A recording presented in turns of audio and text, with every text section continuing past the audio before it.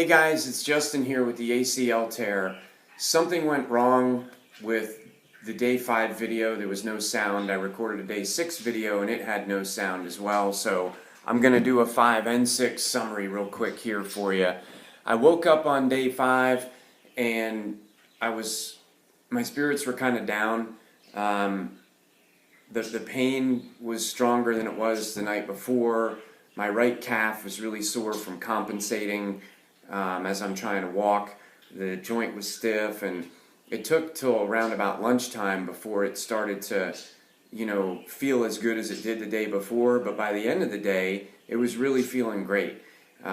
So basically, not a lot of change. I knew on day 5 I was going into my MRI day 6, which would have been yesterday, and I'm going to talk about that now. So the circus with the insurance has already kicked off. They've asked me to pay twice for something that's supposed to be covered out of an HRA, and so I'm already battling with them on that to see who's going to pay for what. And then there's the group that I'm going through has an online and mobile app that you can use to check in and fill out all of your information. And I did all of that, and when I got there for the procedure, not only did they tell me I had to pay again, but all my electronic check-in was useless. They were like, oh yeah, we're not allowed to use that stuff off the app or off online, so you have to fill all the paperwork out manually anyway.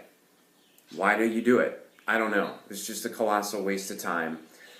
But that said, I woke up this morning and things are pretty stiff, as you'd expect them to be after sleeping overnight, but I'm getting around pretty good today.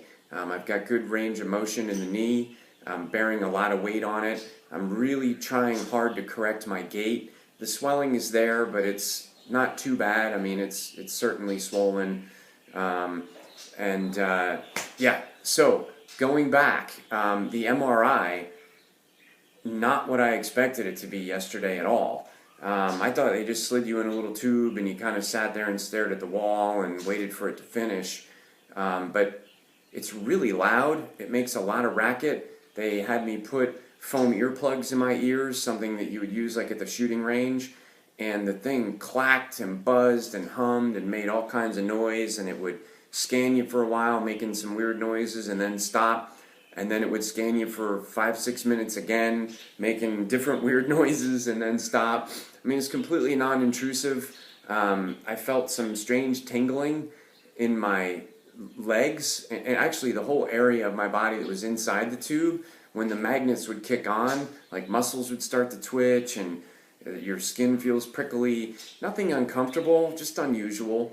Had a conversation with the tech after, and he's like, well, that's kind of possible because your body runs on electricity and this is an electromagnet, blah, blah, blah, blah, blah. So I'm figuring that the field was strong enough to fire some of the nerves and make it feel a little weird, but it's done. I wasn't allowed to see the pictures. Apparently it's a HIPAA violation to bring me into the back and show me the results because you could potentially see someone else's results, right? So I just have to sit here and wait for the results to get published and sent off to my doctor, and then I'm sure I'll have to wait to hear back from them.